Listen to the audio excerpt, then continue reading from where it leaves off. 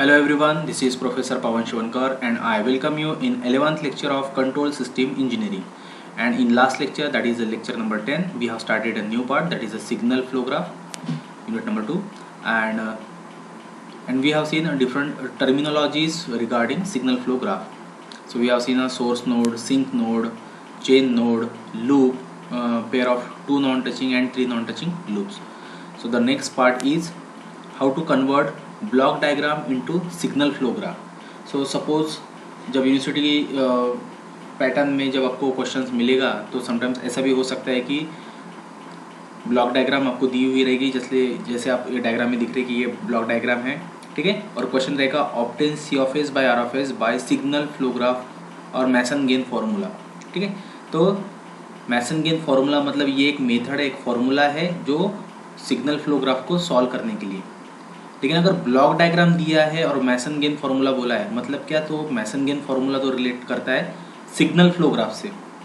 तो block diagram को आप फिर वहाँ पे आपकी जो रूल है, parallel law, series law, shifting, ठीक है, उससे आप सॉल्व नहीं कर पाओगे, क्योंकि वहाँ पे क्लियरली लिखा है कि you have to solve by signal flow graph method और मैसन गेन फार्मूला।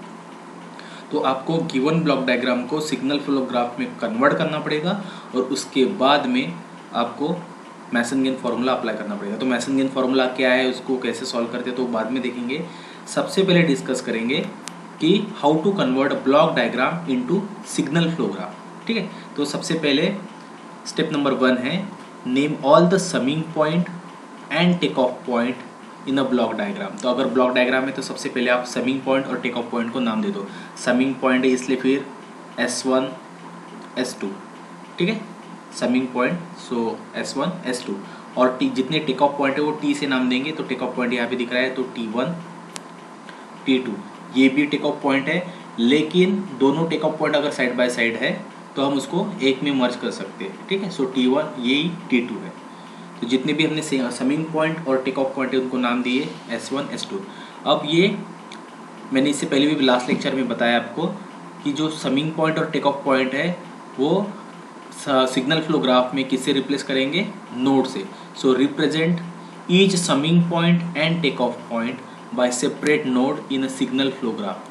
तो डायग्राम में अब ये नोड का काम करेंगे, ठीक है, ये वाले नोड का काम करेंगे। नेक्स्ट क्या है, connect them by the branches instead of block indicating block transfer function as a gain of corresponding branch. मतलब क्या है कि जैसे ये इनपुट हो गया समिंग पॉइंट, तो एक नोड रहेगा, ठीक है। उसके बाद में T1 है तो ये भी एक नोड रहेगा, और इसके बीच का जो कुछ भी ब्लॉक है जहाँ पे यहाँ पे G1 लिखा है, तो यहाँ पे हम क्या लिखेंगे, उसको गेन G1 ही लिखेंगे, लेकिन उसको पाथ पे एक एरो देके बस एक गेन हम शो करेंगे। वहाँ पे हम ब्लॉक ड्रॉ नहीं करेंगे, पाथ पे गेन शो करेंगे। और लास्ट क्या है, show the input output nodes separately if they required. अगर यहाँ पे नोड अवेलेबल नहीं है तो सेपरेटली हम इस सोर्स नोड और सिंक नोड ये सेपरेटली शो करेंगे to complete signal flow graph, okay, diagram.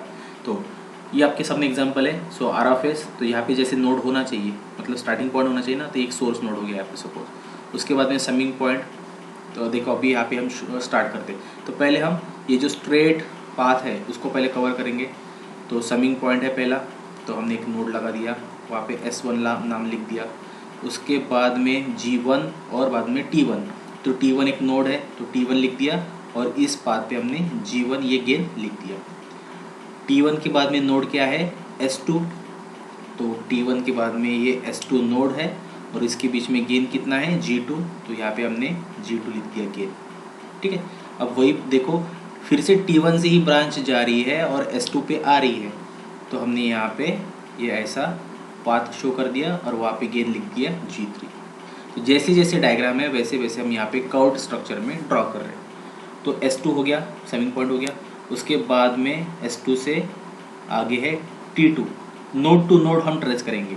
So S2 के बाद में T2, तो यहाँ पे S2 के बाद में है T2, और बीच में कितना गेन है, यहाँ पे G4 है, तो हमने यहाँ पे पाथ पे लिख दिया G4।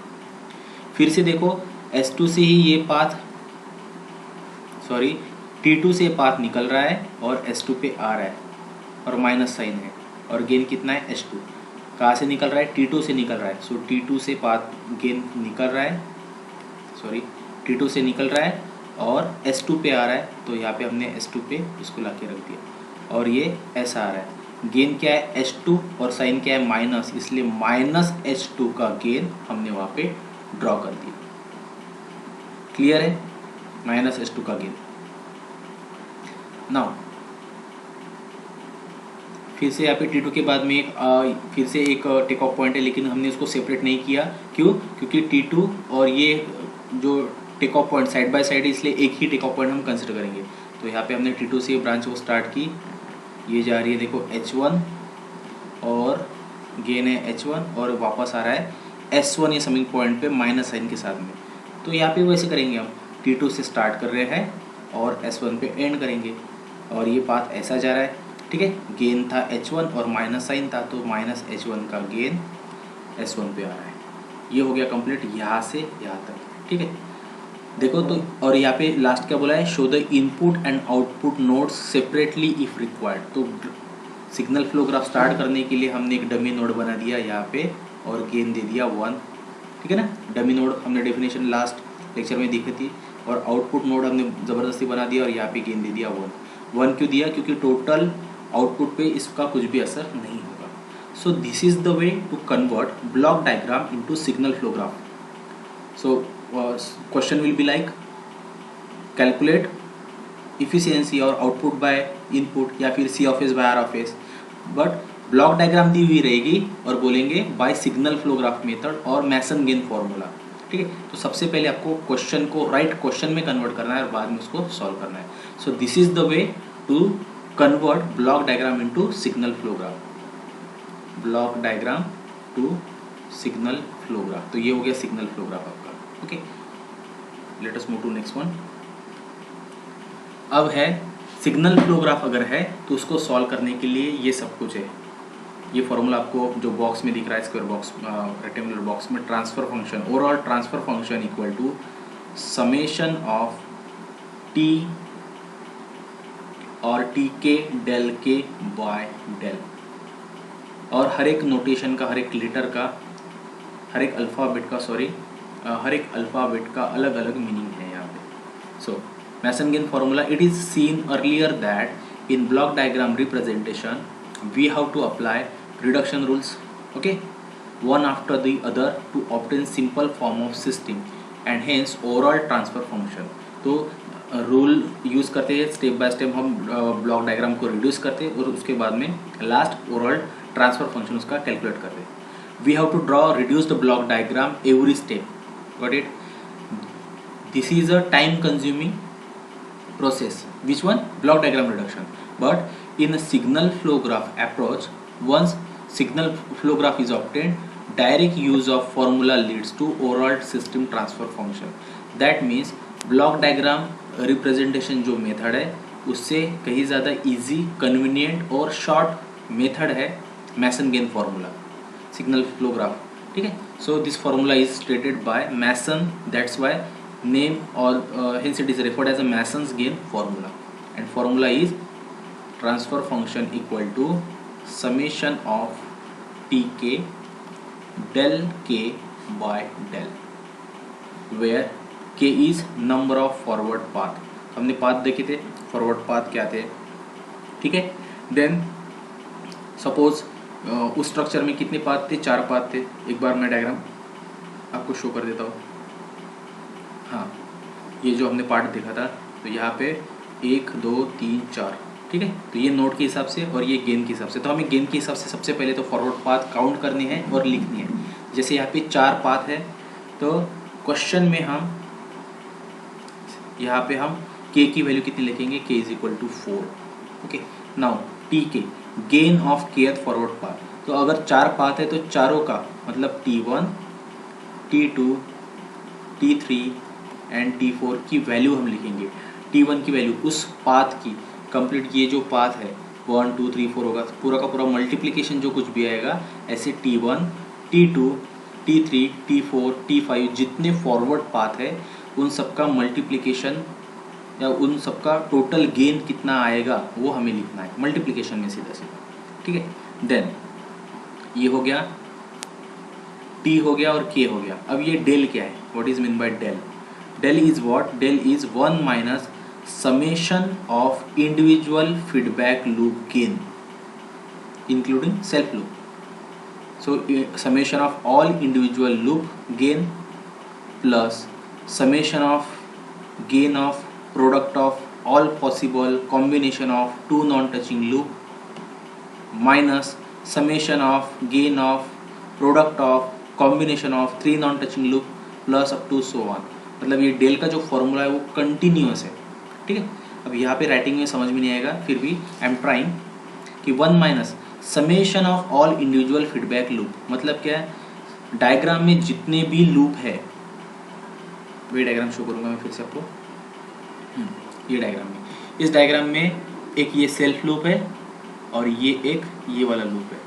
तो एक्चुअली टोटल डायग्राम में, और ये लूप है क्या, देखो ये ऐसा जा रहा है और ये भी फॉरवर्ड ही पाते हैं, तो ये लूप नहीं है. देखो ये ऐसा और ये ऐसा, इसको हम लूप नहीं बोलेंगे. क्यों? क्योंकि ये भी फॉरवर्ड है और ये भी फॉरवर्ड है. लूप मतलब क्या, सपोज यहाँ से स्टार्ट हुआ और फिर से एंड यहाँ पे हुआ, मतलब एरो ऐसे शो हो रहे हैं, लेकिन ये क्या है, ये आगे जा रहा है और ये भी आगे जा रहा है. लाइकवाइज ये जा रहा है और ये भी आगे ही जा रहा है, ठीक है. एरो आपको शो करेंगे कि वो लूप है या जस्ट फॉरवर्ड पाथ है. तो कंप्लीट डायग्राम में कितने लूप है, सपोज ये एक लूप है, ये दूसरा लूप है, तो हर एक लूप का गेन कितना है. जैसे ये लूप का गेन कितना है, T33. ये लूप का गेन कितना है, तो ये मल्टीप्लिकेशन, ये और ये मल्टीप्लिकेशन, इन तीनों का मल्टीप्लिकेशन मतलब एक लूप का गेन हो गया, ठीक है. समझ में आ गया. जैसे देखो मैं एक एग्जांपल दे रहा हूँ आपको. सपोज एक मैं लूप ड्रॉ कर रहा हूँ,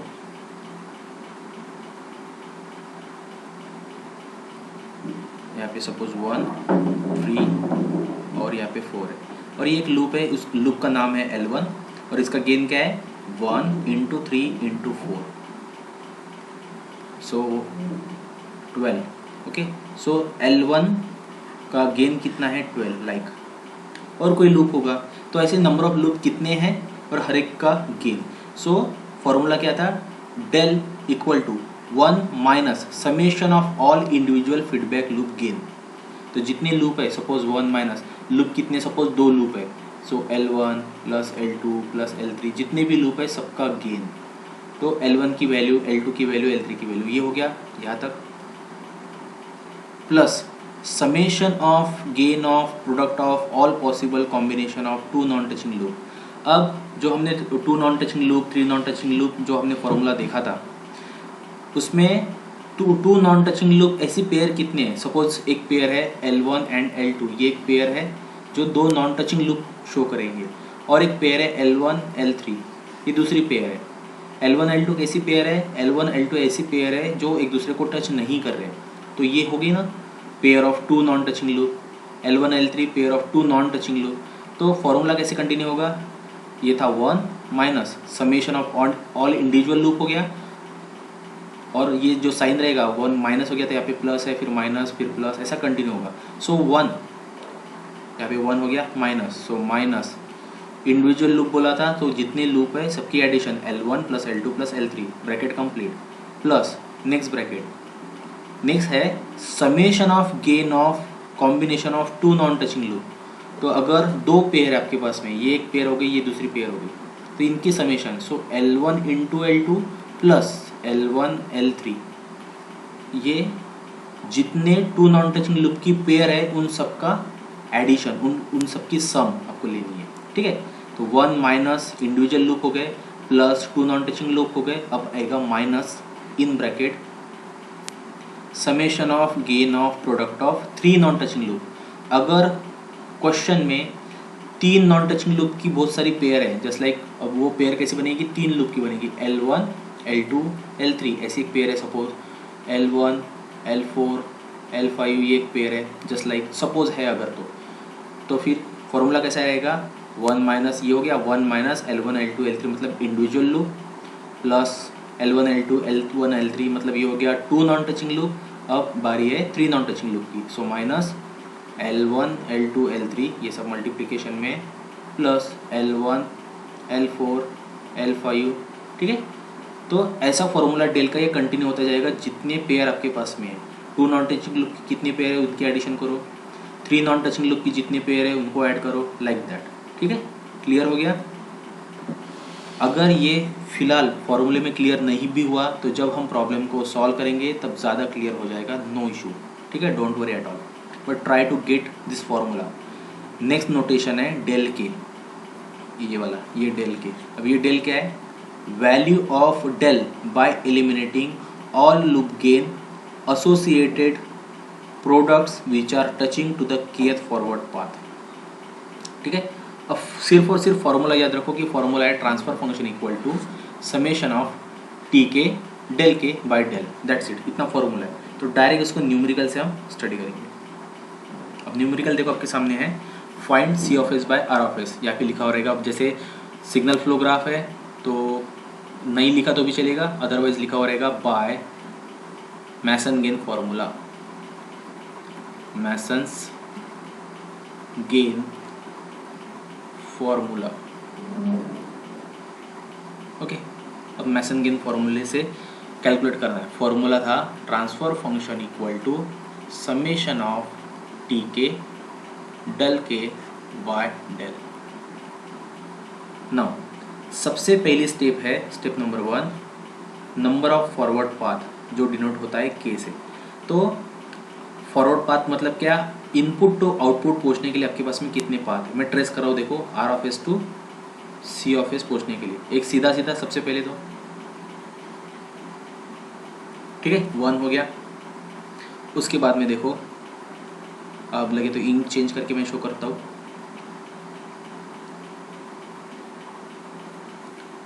देखो हमने सीधा तो गए, बाद में हम ये रास्ता ले सकते हैं G7 वाला, 2 हो गया।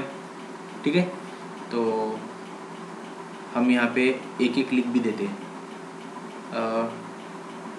T1 मतलब पहला फॉरवर्ड पाथ। ठीक है, T1 T2 T3 से शो करेंगे हम पाथ गेन। ठीक है, सो T1 कौन सा था, स्ट्रेट वाला 1 G1 G2 G3 G4 और 1। ठीक है, so 1 into G1 into G2 into G3 into G4 into 1। ठीक है, सीधा वाला। दूसरा था T2, दूसरा था ये जो हमने ट्रेस किया अभी, वो 1 G1, नीचे से ये G7 G4 और 1। मैं लिख रहा हूँ यहाँ पे 1 G1 G2 नहीं, डायरेक्ट G7 G4 और 1। ठीक है, देन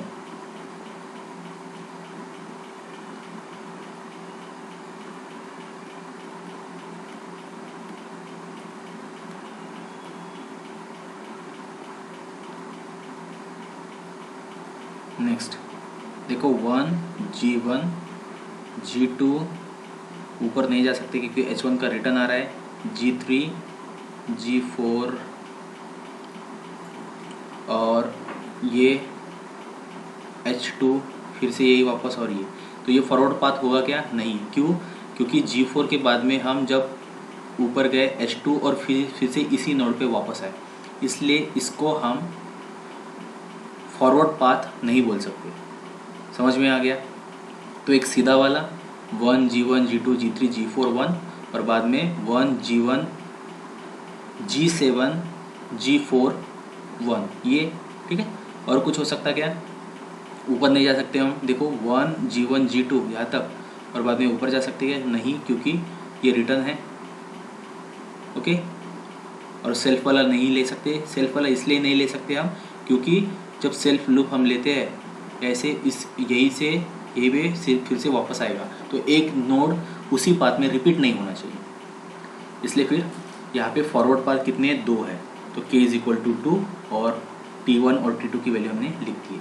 तो number of forward path R2 और T1 T2, तो ये Tk जो है तो मतलब T1 T2 है हमारे पास में, तो ये Tk हो गया हमारा। ठीक है, बाद में हम क्या निकालेंगे, डेल निकालेंगे। नाउ डेल फॉर्मूला क्या है, del is 1 minus sum of individual loop plus sum of gain of two non touching loop minus sum of three non touching loop, ठीक है, plus up to so on. ऐसा formula है del का। तो सबसे पहले तो हमें ये लूप फाइंड आउट करने के पड़ेगी, लूप कितने हैं इंडिविजुअल, बाद में पेयर कितनी है, 3 नॉन टचिंग लूप की पेयर कितनी है, ये सब कुछ फाइंड आउट करना पड़ेगा। तो सबसे पहले हम फाइंड आउट करते हैं लूप। ओके, सो L1 सपोज है क्या लूप, इसमें देखो ये G3 G4 और ये H1, ये लूप इसको बोल सकते हैं, आप बोल सकते हैं, एरो ऐसा है तो G3 G4 H1, ये सपोज मैंने L1 नाम लिख दिया, उसकी वैल्यू में लिख रहा हूँ, उसका गेन क्या है G3 G4 और H1, और H1 कैसा है प्लस है, इसलिए फिर G3 into G4 into H1, अगर H1 माइनस होता तो माइनस G3 G4 H1, तो एक लूप हो गया L1। चलो दूसरा लूप है कि इसमें एक जो सेल्फ लूप है ये भी लूप है, यहीं से जाके यहीं पे एंड, तो ये लूप है ये L2, और L2 की वैल्यू क्या है सेल्फ लूप की जो गिवन है वो, ठीक है। एक मिनट इसको इरेज करके देखते थे, यहाँ पे माइनस साइन है क्या,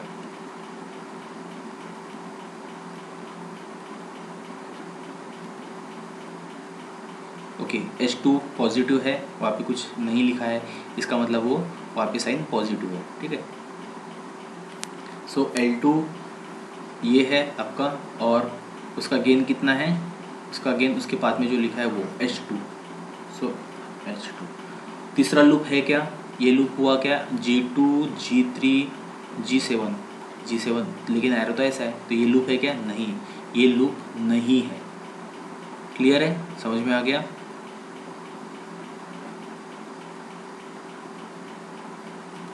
अब ये और कुछ ट्राई करो, और कुछ लूप बनता है क्या, देखो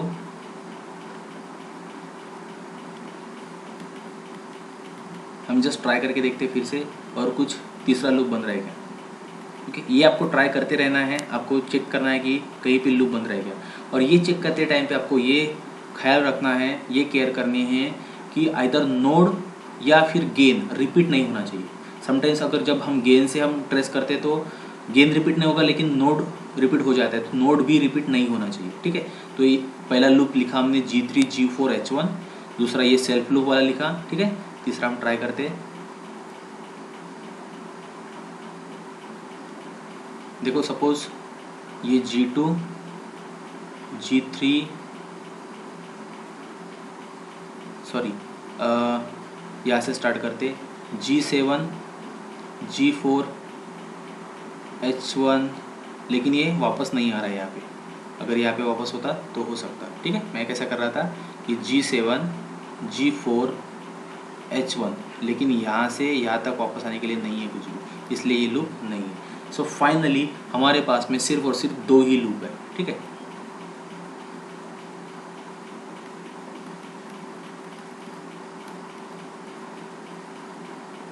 ठीक है, अब यहीं पे देख लो कि ये जो 2 लूप है वो एक दूसरे को टच कर रहे हैं क्या, तो जो 2 लूप है वो एक दूसरे को टच करेगा, क्योंकि हमें फाइंड आउट करना है pair of 2 non touching loop.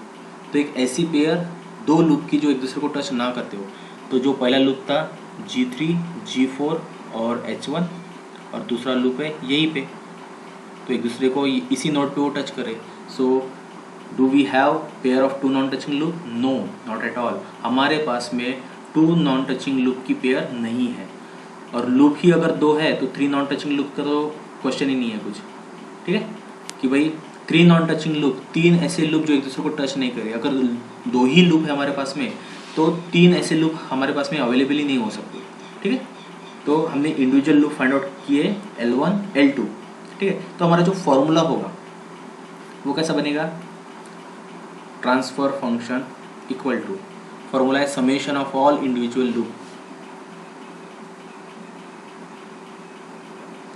नहीं ट्रांसफर फंक्शन से पहले हमें डेल निकालना पड़ेगा ना, तो डेल क्या था हमारा, del is 1 minus summation of all individual loop, तो लूप कितने हैं 2, so summation of 1 minus summation of all loop, so L1 plus L2 हो गया, प्लस इसमें क्या था, टू नॉन टचिंग लूप, कुछ भी है ही नहीं हमारे पास में, minus summation of 3 non touching loop pair, कुछ भी नहीं है हमारे पास में।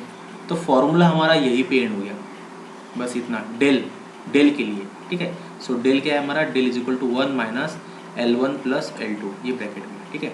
सो डेल निकाल लेते सबसे पहले हम, 1 माइनस L1 की वैल्यू कितनी है, L1 की वैल्यू है G3 G4 H1,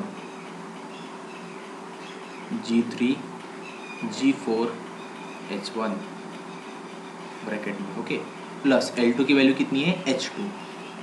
so del हो गया आपका, del is equal to 1 minus sign apply कर देते, माइनस साइन से मल्टीप्लाई करेंगे, सो 1 minus G3 G4 H1 minus H2, तो ये हो गया आपका डेल।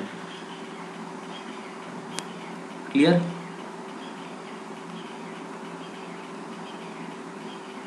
देखो हमारा ये पार्ट हो गया टी के, तो हमारे पास में के की वैल्यू 2 है अगर, तो फॉर्मूला कैसा बनेगा, ट्रांसफर फंक्शन इक्वल टू, अगर के 2 बार है सो T1 डेल 1, जितने के है उतना प्रोडक्ट, ठीक है, प्लस T2 डेल 2, के की वैल्यू 2 है इसलिए 2 बार T1 del 1 plus T2 del 2 by del.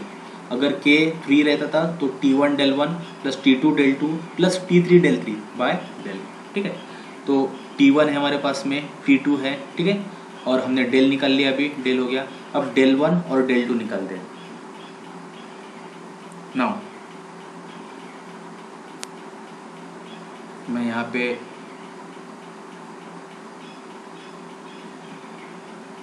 चलो ठीक है, पहले यहाँ पे पार्टीशन में बना देता हूँ। नाउ डेल 1, अब डेल 1 क्या है एक्चुअली, फॉर्मूले में क्या लिखा था, डेल के और डेल 1 डेल 2, डेल के क्या है, value of del by eliminating all loop gain associated products which are touching to kth forward path।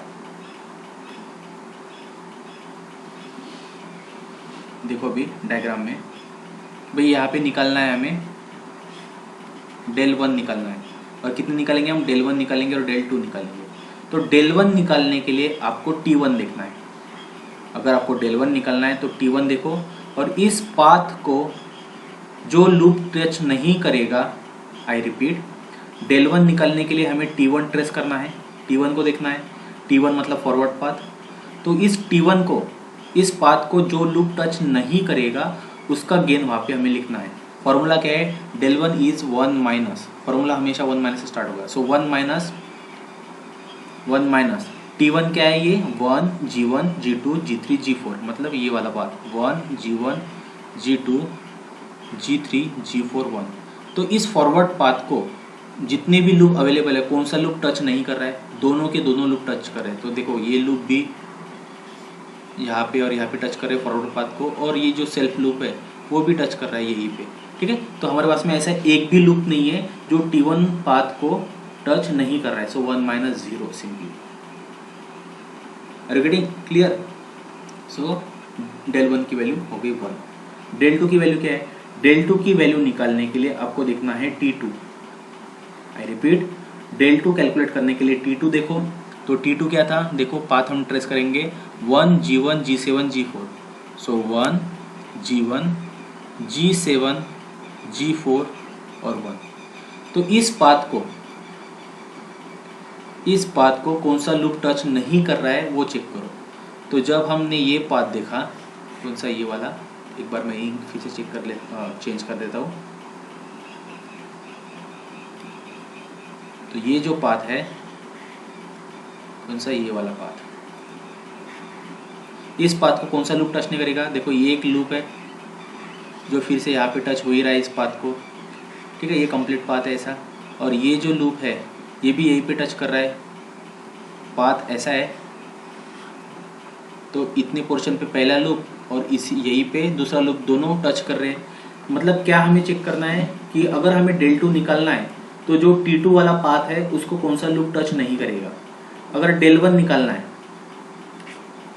अगर हमें डेल 1 निकालना है तो डेल 1 निकालने के लिए T1 को कौन सा पाथ, कौन सा लूप टच नहीं करेगा, उस पाथ को कौन सा लूप टच नहीं करेगा उसका गेन लिखना है। तो फॉर्मूला हमेशा स्टार्ट होता है 1 माइनस से, सो 1 माइनस कौन सा लूप टच नहीं कर रहा है, एक भी लूप ऐसा नहीं है कि जो टच नहीं कर रहा है, दोनों के दोनों लूप टच कर रहे हैं, सो वैल्यू है नहीं हमारे पास में, सो 1 माइनस 0 इक्वल टू 1। del 2 के लिए भी 1 माइनस कोई लूप दोनों में से दूसरे पाथ को भी दोनों के दोनों लूप टच करे इसलिए कोई भी वैल्यू नहीं है, सो 1 माइनस 0 इक्वल टू 1। सो ये हो गई del 1 और del 2 की वैल्यू। ठीक है, नो सभी वैल्यू आपको लिखनी है। सो del 1 हमने लिख दिया 1 minus 0 is equal to 1, del 2 भी हमारा वही है 1 minus 0 is equal to 1। Okay, so now transfer function equal to formula था t1 del 1 plus t2 del 2 by del is equal to t1 की वैल्यू क्या थी, जैसे जैसे जो आपने कैलकुलेट किया वो सब लिखना है आपको। सो 1 तो कुछ नहीं लिखा तो भी चलेगा, g1 g2 g3 g4। t1 की वैल्यू है g1 g2 g3 g4 into del 1 कितना है 1, ठीक है 1 से मल्टीप्लाई हो गया, प्लस t2 लिखेंगे, t2 की वैल्यू थी 1 g1 g7 g4। ठीक है, t2 की value 1 g1 g7 g4, 1 g1 g7 g4 ना, 1 लिखने का कोई मतलब नहीं है। सो g1 g7 g4 और del 2 भी कितना है 1 ही है, तो हो गया t1 del 1 plus t2 del 2 हो गया, डिवाइड बाय del कितना है, यहाँ पे हमने del निकाल के रखा है, तो सभी वैल्यूज एज इट इज़ उसकी जगह पे रखनी है। सो del is 1 minus g3 g4 h1 minus h2। तो ये हो गया आपका ट्रांसफर फंक्शन, हो गया आंसर। यहाँ पे कुछ रूल नहीं लगाने हैं, कुछ नहीं लगाना है। ठीक है, डायरेक्ट इंडिविजुअली आपको फॉरवर्ड पाथ निकालने हैं, उसके बाद में del निकालना है, del 1 del 2 निकालना है और फॉर्मूले में पुटअप करना है। फॉर्मूला कितना एक्सटेंड होगा वो डिपेंड करेगा k कितने, मतलब फॉरवर्ड पाथ अगर 4 है तो t1 del 1 plus t2 del 2 plus t3 del 3 plus t4 del 4 by del, that's it. ठीक है, क्लियर है। आई होप आपको ये प्रॉब्लम समझ में आया है। अगले लेक्चर में ऐसी न्यूमेरिकल हम फिर से सॉल्व करेंगे। Okay, so will stop here, thank you.